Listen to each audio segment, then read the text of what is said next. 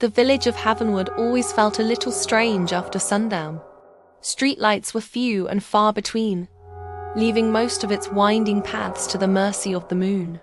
For a young boy named Eli, the walk home from the library was always an exercise in bravery. Tonight, the air was unusually still, heavy with an unspoken silence. The only sound was the crunch of his own sneakers on the gravel path, and the occasional buzz from his flickering flashlight. Its beam danced nervously ahead, painting swaying trees and picket fences in a stark, fleeting light. That's when he heard it. A soft scuff, like another pair of shoes dragging on the gravel behind him. He stopped, holding his breath, listening. Silence. He started walking again, faster this time. Scuff. Scuff. It was closer now. He whipped his head around, his heart pounding against his ribs like a trapped bird. The path behind him was empty, bathed in pale moonlight. Nothing. Just the wind whispering through the leaves. But as he turned back, a new sound, a different kind of whisper, slithered directly into his ear. So close, so cold, it felt like it came from inside his own head. Don't look back. His breath hitched. He broke into a sprint, his small legs pumping, the flashlight beam bouncing wildly, creating a chaotic strobe of light and shadow. He didn't dare look back again. He just ran, the whisper seeming to chase him, echoing with every frantic beat of his heart. Finally, he saw it home. The porch light was off, which was odd. His mom always left it on for him. But what truly sent a spike of ice through his veins was the front door. It was ajar, swinging slightly in the breeze, a dark, gaping mouth inviting him into the shadows within. He pushed the door open, his hand trembling. "Mom? Dad?" he called out, his voice small and shaky in the cavernous silence of his own home. No answer. The house was dark, but not empty. Out of the corner of his eye, he saw movement. A shadow in the living room detached itself from the armchair and stretched, long and thin, before melting back into the darkness. He froze.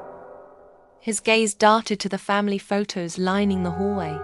In the faint light filtering through the window, he could see the faces. His mother, his father, himself, all smiling, but the smiles were wrong. Too wide, too sharp, like painted on grimaces that held no warmth. The whisper returned, louder now, seeming to come from every corner of the house at once. Don't look back. It was a chorus now, a symphony of dread. Driven by a primal fear, he backed away from the living room and scrambled up the stairs, his footsteps echoing in the unnatural quiet. He had to find his room, his bed. It was his safe space. He burst through his bedroom door, his chest heaving, and stopped dead. There, in his own bed, tucked under the familiar star-pattern quilt, was a figure. It was him. He was watching himself sleep. He could see the gentle rise and fall of his own chest, the slight twitch of his eyelids. It was impossible, surreal. As he stared, utterly mesmerized by the horror of it, the sleeping version of himself slowly opened its eyes. They weren't his eyes. They were dark, empty voids. And then, the sleeping Eli smiled that same wide, unnatural smile from the photographs. Suddenly the room plunged into absolute darkness. The walls around him seemed to pulse, to breathe in and out like a great unseen lung. The ticking of his bedside alarm clock grew deafening, each tick a hammer blow against his sanity. And the whisper, now a clear, resonant voice right beside him, spoke its final, terrible truth. You were never awake. From the deepest corner of the room, a shape began to form. It was tall, impossibly thin, a creature made of pure shadow with 2 points of burning, white light for eyes. It glided towards him, its formless body seeming to drink the very air. It leaned in close, its voice the rustling of dead leaves. It explained that Havenwood wasn't a real place. It was a loop, a shared nightmare where lost souls were trapped, forever replaying their final moments of fear.